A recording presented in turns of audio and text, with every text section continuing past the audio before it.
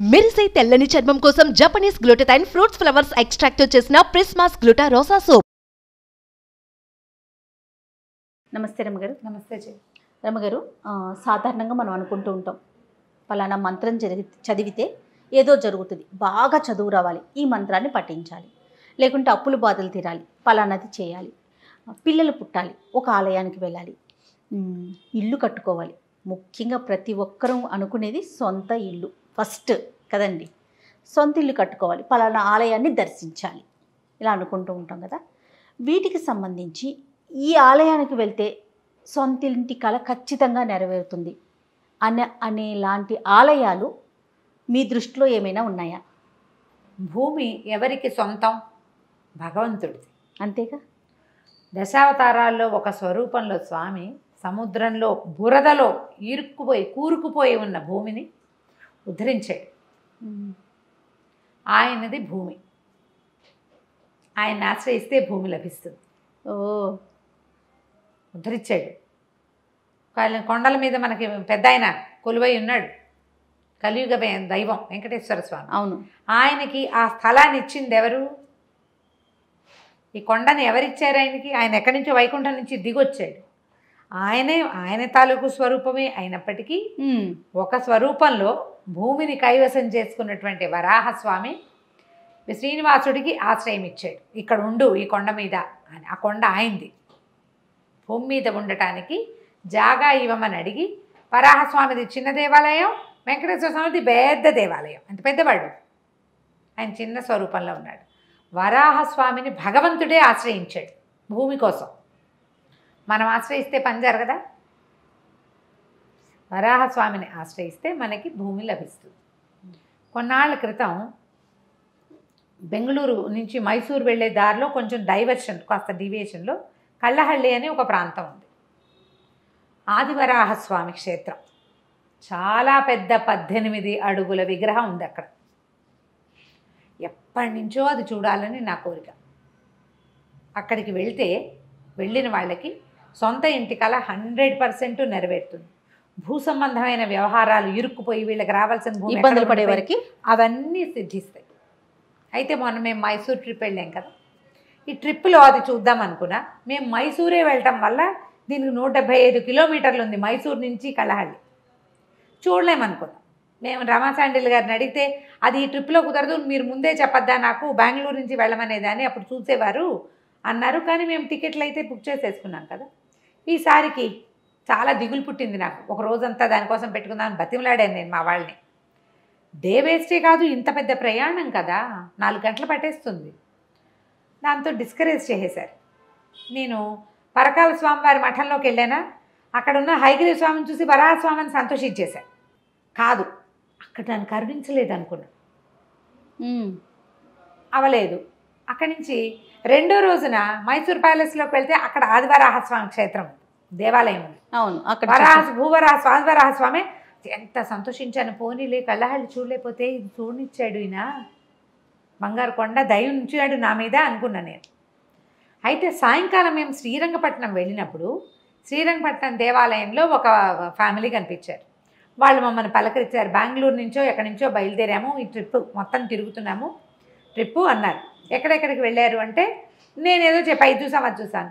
అమ్మ వరాహస్వామిని చూడలేదా అన్నారు. అది దూరం కదా అన్న.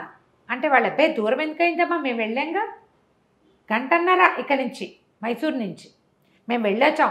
పెద్ద స్వామి చాలా బాగున్నాడు చూడండి అమ్మ అన్నారు. ఇక నేను మా వారిని పీడిచ్చేసాను. వీళ్ళు చెప్పారంటే నీ మొహం మనం చూసాము, అది 175 ఉంది. రమగారు చెప్పారు నాకు, రమాశాండిల్గా క్లియర్గా చెప్పారు, అది మైసూరు నుంచి దూరము, నీ రూట్ కాదమ్మా అని. ఇక నాకు పీకేస్తుంది. అక్కడి నుంచి రవి గారిని మేము గూగుల్ చేసి చూస్తున్నాం. అదే కదా చేస్తే ఒక 54 కిలోమీటర్ల దూరంలో కళ్ళహళ్ళి చూపిస్తుంది. కాదు, నా దాంట్లో 175 ఉందన్నారు. ఇద్దరం కాసేపు వాదులాడుకున్నాం. ట్యాక్సీ డ్రైవర్తో భూవరాహస్వామి వెళ్దాము అన్నాడు. ఎంత ఉందంటే ఒక 55 గంటన్నర పడుతుంది హార్డ్లీ. రోడ్డు బాగుంటుంది, ఇన్ఫోసిస్ రోడ్ అంటాడు. ఈయనేమో ఆ రూట్లో ఇన్ఫోసిస్ ఎట్లా ఉంటుంది, బెంగళూరు రూట్లో లేదు, మైసూర్లో ఉంది ఇన్ఫోసిస్. వాదులు ఆడుకున్నాం. ఈ లోపల మేము వెళ్ళిన హోటల్ ఆయన్ని అడిగితే అతనేమో భూవరాహస్వామి వెళ్ళొచ్చండి, రేపు మార్నింగ్ కార్ తీస్తాము అన్నాడు. కార్ పెట్టేస్తా, మీరు పొద్దునే వెళ్ళొచ్చండి అంటే ఒక భూవరాహస్వామి మహాభక్తుడే ఒక ఆయన మాకు డ్రైవర్గా వచ్చాడు. అతనే మమ్మల్ని నంజనగూడు కూడా తీసుకెళ్ళాడు. చాలా భక్తుడు అతను. హిందీ చక్కగా ధారాళంగా మాట్లాడుతున్నాడు. మళ్ళీ తెల్లవారు యథాప్రకారం పొద్దున్నే బయలుదేరాం. వెళ్ళాం ఈయన అంటూనే ఉన్నారు. మొత్తం చామంతి తోటలు.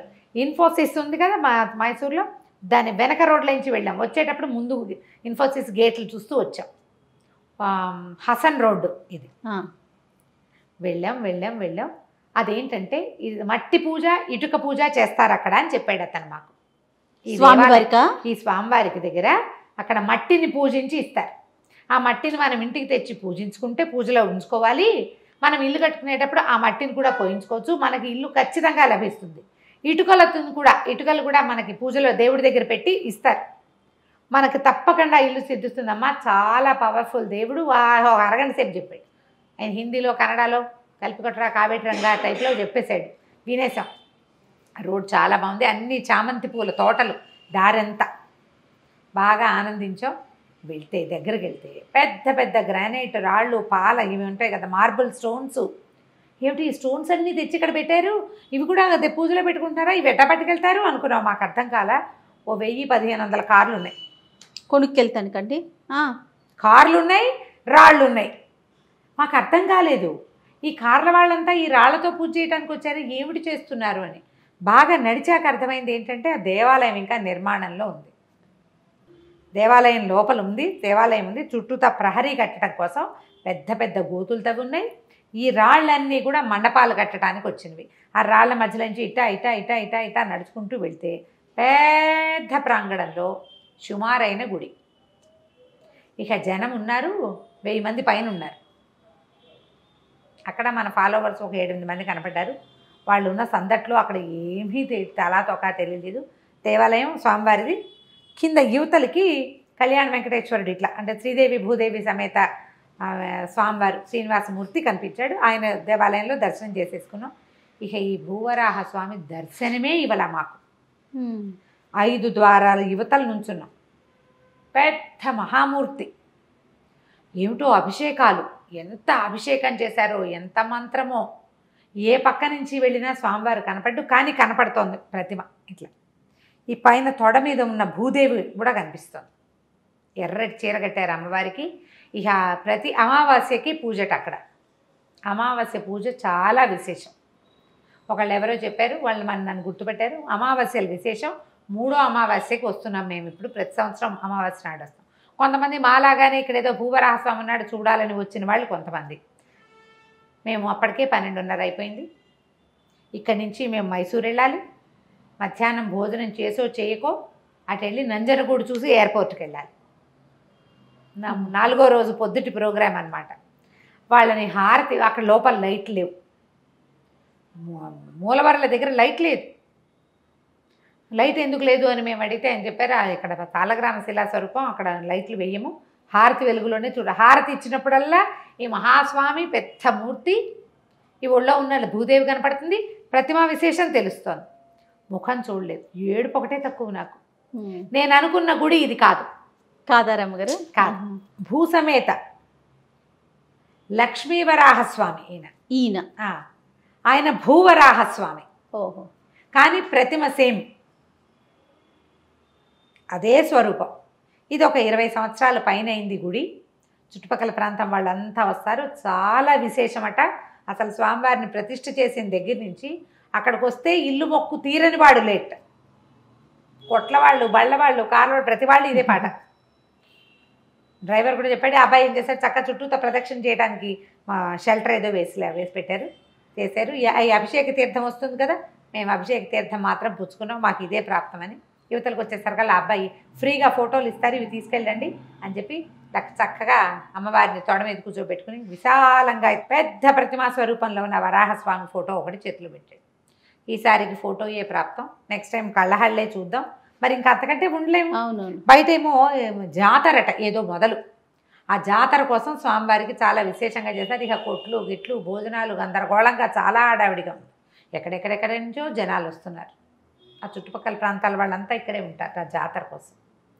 ఊరేగింపుకి ఏర్పాటు చేస్తున్నారు. శ్రీదేవి భూదేవి సమేత విష్ణు స్వరూపం ప్రతిమలు అవి ఏర్పరిచి పెట్టినారు. వారిని దర్శనం చేసుకుని ఉత్సవర్లని ఆ అభిషేక తీర్థం పుచ్చుకొని ఇంత మాత్రమే కనపడ్డామని సంతోషించి వచ్చేసాం. వరాహస్వామిని దర్శనం చేస్తే మనకి ఈ వరాహస్వామి క్షేత్రాలు ఎక్కడున్నాయి? నేను చెప్పిన 2 బెంగళూరు నుంచి మైసూరు వెళ్ళే దారిలో కళ్ళహళ్ళి, ఇది కూడా కళ్ళహళ్ళి. ఇది హసన్ రోడ్లో ఉంది. మైసూరు నుంచి 1 గంటన్నర. ఇది కొత్తది. ఓకే. నేను చెప్పిన భూవరాహస్వామి దాదాపుగా 2500 సంవత్సరాల పాత గుడేట. అది చాలా పాతది. అది కూడా విశాలమైన పెద్ద గుడి, 18 అడుగుల విగ్రహం, బూడిదరాయితోటి చేయబడినటువంటి భూవరాహస్వామి దేవాలయం. ఈ రెండిట్లలో ఇంకా మనకి ఇన్ఫర్మేషన్ ఇద్దాం దీని మీద. తిరుమలలో వరాహస్వామిని చూస్తాం. విజయవాడలో కూడా వరాహస్వామి దేవాలయం ఉంది. మన విజయకీలాద్రి అని ఒక కొండ ఉంది, ఇంద్రకీలాద్రి లాగానే. జీయర్ స్వామి మఠం అది ఉంది సీతానగరం దగ్గరలో. విజయకీలాద్రి అని ఉంది. ఆ పైన కొండ మీద కూడా ఒక వరాహస్వామి దేవాలయం ఉంది. అక్కడ చాలా స్వరూపాలు ఉన్నాయి. అందులో వరాహస్వామి కూడా ఉన్నాడు. మనం మా టీవీ వాళ్ళకి నేను ప్రోగ్రామ్ చేసినప్పుడు నేను విజయవాడకి చేశాను. చేస్తే అప్పుడు వచ్చిన ఒక ఆయన చెప్పారు, వాళ్ళకి ఎప్పటి నుంచో 40 సంవత్సరాల నుంచి ఉన్న భూమి సంబంధమైన ఇష్యూ తీరిపోయింది. 10 కోట్లు ఎంతో కలిసి వచ్చినాయి టైంకి. ఇష్యూ తీరిపోయింది. నేను నా డాక్యుమెంట్స్ తీసుకెళ్ళి అక్కడ పెట్టానని చెప్పారు. ఒకళ్ళిద్దరు ఫోన్ చేశారు. ఆ టైంలో ఇప్పుడు 2 ఏళ్ల క్రితం కదా, మీరు చెప్పింది కరెక్ట్, మేము అక్కడికి వెళ్తే మాకు ప్రాబ్లం. స్వామి సీతానగరానికి దగ్గర, సీతానగరాన్ని ఆనుకునే ఉంటుంది అనుకుంటా, కృష్ణానదికి దగ్గరే ఉంటుందని ఆ కొండని చెప్తారు. విజయకీలాద్రి ట్రై చేసి చూడండి. ఎక్కడ దేవాలయాల్లో వరాహస్వామి ఉన్నా నమస్కారం చేసుకోండి. కుదిరితే ఒక ఫోటో తెచ్చి పెట్టుకోండి. రోజు నమస్కారం చేసుకుని చిన్నవేమైనా ఆ వరాహస్వామికి సంబంధించిన ఒక స్తోత్రం, 4-6 శ్లోకాలు ఉన్నవి కూడా ఉన్నాయి, ఏదైనా ఒకటి చదువుకోండి. మీకు భూ సంబంధమైన సమస్యలున్నా, తర్వాత ఏమో మనకి ఇల్లు కట్టుకోవాలనే కోరుకుంటే కనుక వీరిని కనుక మనం దర్శనం చేసుకుని ఆశ్రయిస్తే తప్పకుండా ఇంటి కోరిక నెరవేరుతుంది. ఈ మా ట్రిప్పులో మేము సరిగ్గా దర్శనం ఇయ్యందే.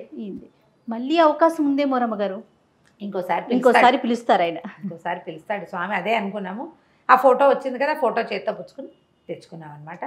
మళ్ళీ 1.5 గంట ప్రయాణం చేసి మైసూరు చేరిపోయాం. ఆ తర్వాత మళ్ళీ పరకాల మఠంలో స్వామివారిని దర్శనం చేసి ఆ జగన్మోహన్ ప్యాలెస్ చూసి, సాయంత్రం నంజనగూడు చూసి, రాత్రికి మేము ఫ్లైట్ ఎక్కేసాం. అయిపోయింది మైసూరు యాత్ర. చాలా అద్భుతంగా జరిగింది కదండి. ఈ ఒక్క దేవాలయం చూపించలేదనే చాలా గింజుకున్నాను. ఏడుపు, నాకు కళ్ళలో నీళ్ళు వచ్చేస్తూ అయ్యో అయ్యో కనపట్టలేదు, మొహం కనిపించట్లేదు అని. ముఖ దర్శనం కాకపోతే సంతోషంగా కనపడుతున్నాడు, ప్రతిమ తెలుస్తోంది. మనుషులను తోసుకెళ్ళడానికి వీలేదు. లైన్గా అంతా 5 ద్వారాల నిండా మనుషులే ఉన్నారు. మేమేమో చివరి నుంచున్నాం. చాలా సంతోషం రమ్మగారు. ఎవరైతే మైసూర్లో చూడని ఆలయాల గురించి చెప్పారో ఖచ్చితంగా ఆలయాల దర్శనం జరగాలి. కళ్ళకు కట్టినట్టు చెప్పారనమాట. వెళ్ళిపోవాలి అనిపించేస్తుంది నాకైతే. అంటే నేను ఎలా చూసానో అలా చెప్పేశారు. నమస్తే. సుమన్ టీవీలో మీ పర్సనల్ అండ్ బిజినెస్ ప్రమోషన్స్ కోసం కింది నెంబర్కి కాంటాక్ట్ చేయండి.